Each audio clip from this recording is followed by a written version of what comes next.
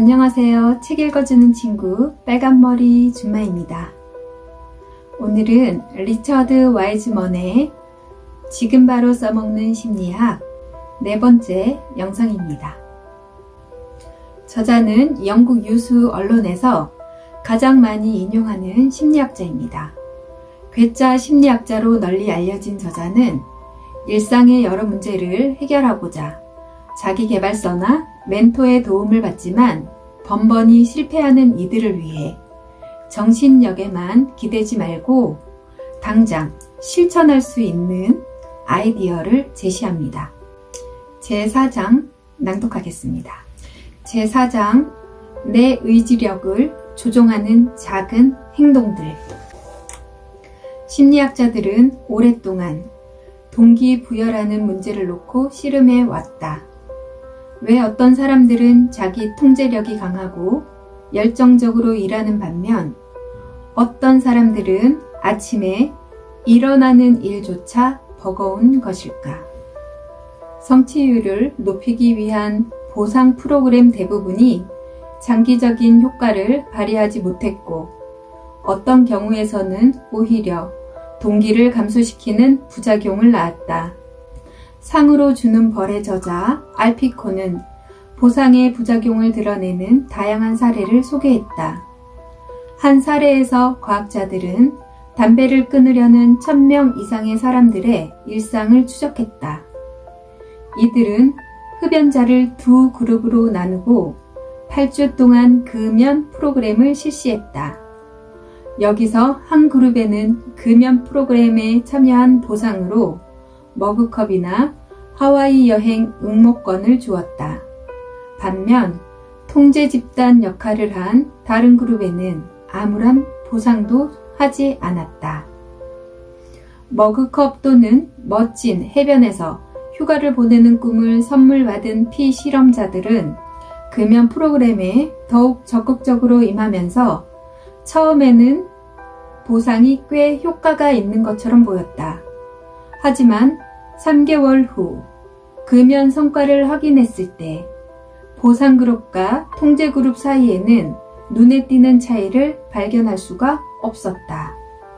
게다가 1년 뒤에는 보상 그룹 참여자들이 상대적으로 더 많은 금연을 포기한 것으로 나타났다.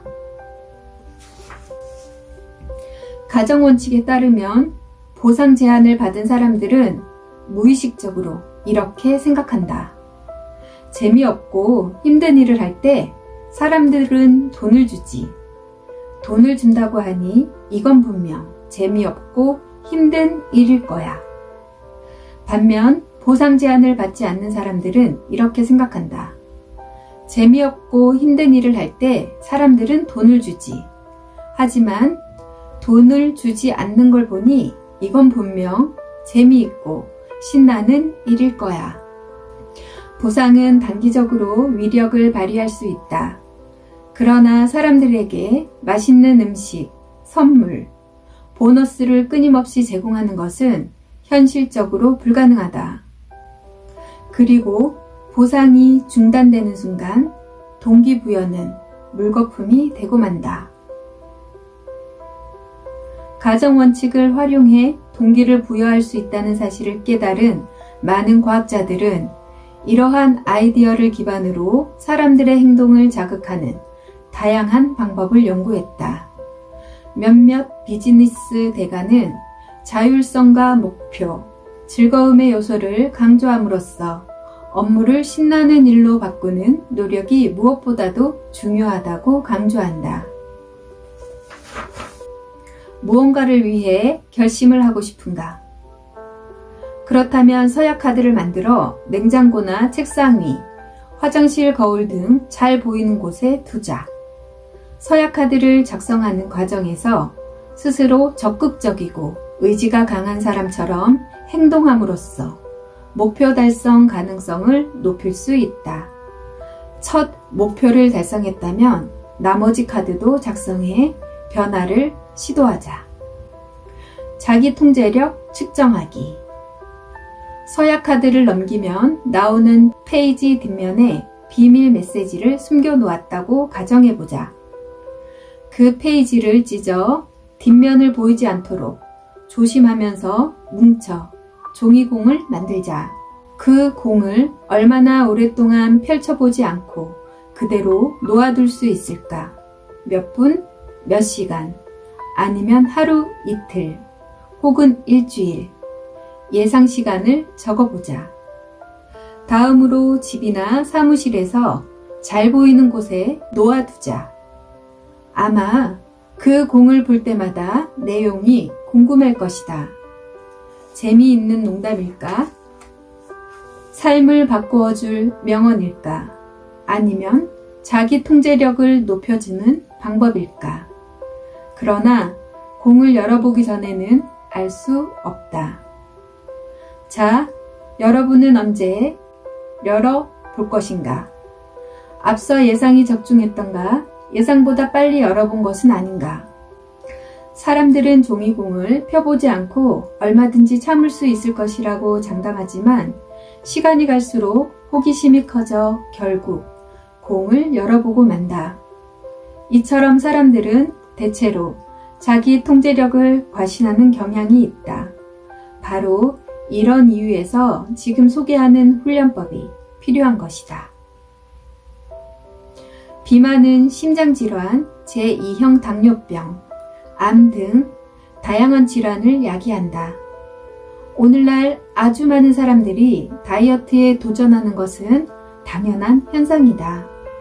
그러나 안타깝게도 그 성공 가능성은 대단히 낮은 게 현실이다. 그러다 보니 많은 사람들이 저칼로리 식단으로 쉽게 살을 뺄 수 있다는 광고 문구에 현혹이 된다. 이러한 다이어트 프로그램들은 낮은 칼로리로 영양분을 공급하는 액상 음료를 기반으로 한다. 이들 프로그램의 단기 효과는 놀랍다. 많은 연구 결과 이러한 프로그램에 참여한 사람들의 절반 정도가 초과 체중의 80%를 빠른 시간 안에 뺀 것으로 나타났다. 하지만 2년 뒤 다시 한번 점검했을 때는 상황이 달라져 있었다.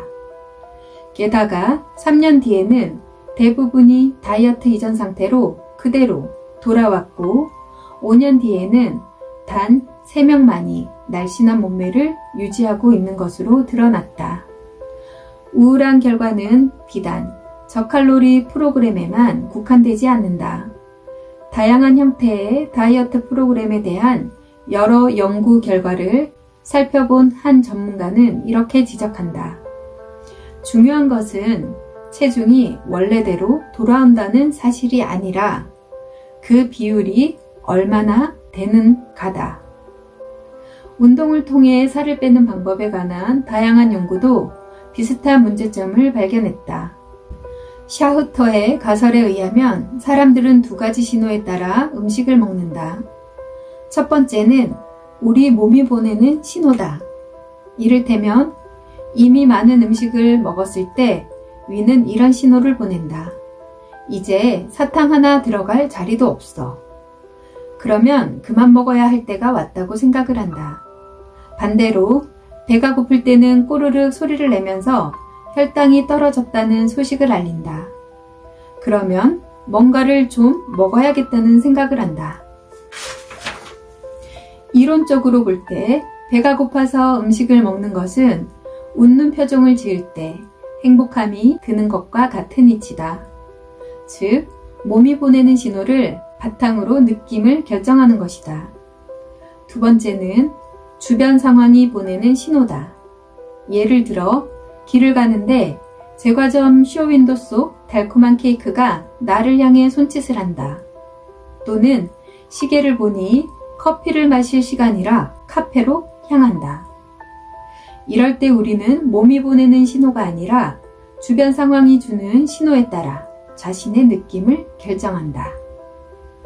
일반적으로 두 신호 모두에 영향을 받지만 샤흐터의 설명에 따르면 일부 사람들은 몸에서 보내는 신호에 더 많은 영향을 받는 내적 유형에 속한다. 또 어떤 사람들은 주변 환경에서 보내는 신호에 지배적인 영향을 받는 외적 유형에 해당한다. 물론 음식이 절대적으로 부족하다면 어떤 유형이든 뚱뚱해질 일은 없을 것이다. 내적 유형은 당연히 배가 고플 때만 먹을 테고, 외적 유형은 음식의 유혹을 받을 기회가 그만큼 적어질 것이기 때문이다. 여기서 문제는 선진국 대부분의 경우 할인마트에 온갖 음식이 넘쳐나고 패스트푸드 매장은 열량이 더 높은 음식을 판매하며 영화관의 팝콘 박스는 어마어마하게 커졌다는 사실이다. 샤우터의 설명에 따르면 내적 유형은 이러한 상황에 아무런 영향을 받지 않는다. 어떤 상황에서건 이들은 몸이 보내는 신호에만 귀를 기울이고 그래서 배가 고파야만 먹는다. 반면 외적 유형에서는 치명적이다. 이들은 매일 저를 선택해 주세요 라고 유혹하는 음식들과 마주친다. 자기 통제력이 극도로 높지 않은 이상 눈에 보이는 대로 먹어치울 수밖에 없다. 이러한 이유로 대부분의 선진국에서 내적 유형은 날씬한 몸매를 유지하지만 외적 유형은 비만에 고통받는다. 다이어트를 생각하는 사람들은 샤우터의 가설에서 많은 도움을 받을 수 있다. 샤우터는 몸이 보내는 신호에 귀를 기울임으로써 내적인 신호에 주목하라고 말한다. 가령 케이크를 주문하기 전 자신에게 이렇게 물어볼 수 있다. 정말로 배가 고픈가? 마찬가지로 건강에 해로운 음식은 가급적 쳐다보지 않고 스낵과 비스킷이 넘쳐나는 할인마트의 코너 근처는 아예 가지 않는 방식으로 순간적인 유혹을 피할 수 있다. 음식을 먹는 동안에는 관심을 다른 곳으로 돌리지 않도록 주의하자. 이를테면 식사를 하면서 TV를 보거나 음악을 듣는 것은 좋지 않다. 대신 지금 먹고 있는 음식에 대해 좀 더 집중하면서 조금씩 천천히 씹자. 맞은편에 거울을 놔두고 식사를 하는 자신의 모습을 바라보는 것은 많은 도움이 될 것이다. 만약 칼과 포크를 쓰는 사람이라면 젓가락을 쓰는 사람이라면 칼과 포크를 사용해보자. 그리고 오른손잡이는 왼손을, 왼손잡이는 오른손을 써서 식사를 해보자. 연구에 따르면 어떤 물건을 싫어하는 것처럼 밀쳐버리는 행동은 우리 뇌가 정말로 그 물건을 싫어하게 만들고 좋아하는 것처럼 끌어당기는 행동은 정말로 좋아하게 만든다고 한다. 앞으로 설탕 범벅의 스낵이나 초코 비스켓 접시와 마주하면 즉시 그 접시를 멀리 밀어버리도록 하자. 그러면 유혹이 줄어들 것을 느낄 것이다. 만약 여러분이 영업사원이고 고객에게 제품에 대한 좋은 이미지를 전달하고 싶다면 상대방이 그 물건을 직접 자기 쪽으로 끌어당기도록 유도해보자.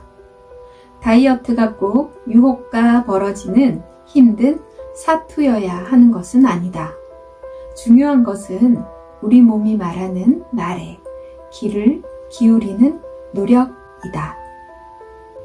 지금 쓰고 있는 컴퓨터 모니터를 살펴보자. 모니터 중심이 여러분의 시선으로부터 어느 쪽에 있는가? 모니터의 위치는 업무 효율성에 큰 영향을 미친다. 심리학자들은 사람들에게 컴퓨터를 가지고 복잡한 문제를 풀게 하는 실험을 했다. 일부 사람들에게는 모니터 위치를 낮게 조정해 고개를 숙여서 작업하도록 한 반면 다른 사람들에게는 눈높이보다 살짝 높게 설치해 고개를 들고 똑바로 앉아서 문제를 풀게끔 했다. 이 실험에서도 마찬가지로 바른 자세를 유지하는 사람들이 좀 더 오랫동안 집중력을 발휘했다. 스스로에게 좀 더 강력한 동기를 부여하고 싶은가? 그렇다면 지금 당장 모니터의 중심을 시선보다 살짝 높이 두어보자. 어떤 사람들은 항상 똑같은 방식으로만 사고하고 행동한다. 언제나 같은 방식으로 문제에 접근하고 정해진 틀에 따라 회의를 진행하며 일상에서도 똑같은 패턴으로 반복함으로써 안정감을 추구한다. 반면 어떤 사람들은 예측 불가능한 상황을 기꺼이 받아들이고 수평적인 사고를 선호하며 새로운 아이디어에 대한 문을 활짝 열어둔다. 이러한 차이에 대해 유연성이 떨어지는 사람들의 경우 안정적인 환경에서는 별다른 어려움이 없지만 변화와 적응이 요구되는 환경에서는 심각한 문제점을 드러낸다. 흡연이나 폭식 등 원치 않는 습관을 버리지 못하는 것은 스스로 습관의 노예인 것처럼 행동하기 때문이다. 이와는 달리 유연한 방식으로 움직이면 스스로를 예전과는 다른 모습으로 바라보게 된다. 주의할 점은 오랜 습관을 무의식적으로 반복하는 것이 아니라 자신의 삶을 통제하고 주변 환경에 유연하게 대처하는 능력을 지닌 사람처럼 행동해야 한다는 점이다. 가정원칙을 기반으로 하면 동기부여에 관한 문제를 새롭고 흥미로운 시선으로 바라볼 수 있다. 보상이 종종 실패하는 이유를 이해하고 보다 신속하고 효과적인 동기부여를 하는 다양한 방법을 발견할 수 있게 된다. 또 사소한 행동으로 의미 있는 변화를 이끌어낼 수 있다. 팔짱을 끼거나 근육에 힘을 주거나 올바른 자세를 유지하는 등의 방식으로 어려운 상황에서도 끈질긴 집중력을 발휘할 수 있게 된다. 그런 척만 해도 담배를 끊고 살을 빼고 습관의 노예에서 벗어날 수 있다. 의지가 강한 사람은 행동을 시작하기 전에 근육을 긴장시킨다. 의지력이 약해졌다는 느낌이 들 때는 근육에 힘을 주는 연습을 해보자. 주먹을 꽉 쥐고 이두박근에 힘을 주고 엄지와 검지를 서로 맞닿게 해서 힘을 주고 손가락에 펜을 꽉 끼우는 등 다양한 방법을 시도해보자. 위의 방법이 효과가 없다면 팔짱을 힘껏 껴보는 것도 좋다. 벤 플러처와 카렌 파이는 오랜 습관을 버리는 데 도움을 주는 다양한 훈련법을 개발했다. 두 사람이 소개한 아래 방법을 활용하면 자신의 인생을 좀 더 유연한 시선으로 바라보고 잘못된 습관을 바꿀 동기를 얻을 수 있다. 며칠에 한번 아래의 방법들을 실천해 보자. 예전에는 거들떠보지도 않던 TV 프로그램을 보고 새로운 장르의 음악을 들으며 그동안 보지 않았던 신문이나 뉴스 사이트의 기사를 읽어본다. 다른 길로 출근을 한다. 평소에 잘 안 먹는 음식에 도전한다. 새로 생긴 미술관이나 박물관에 방문한다. 한 번도 가보지 않은 쇼핑 매장에 들러본다. 별로 좋아하지 않는 장르의 영화를 본다. 실천할 수 있는 다양한 방법들이 그리 어렵지는 않은 것 같습니다. 다이어트에도 성공하시길 바랍니다. 모두가 날씬해지는 그날을 기대해보면서 오늘도 좋은 하루 보내세요. 책 읽어주는 친구 빨간머리 준마였습니다.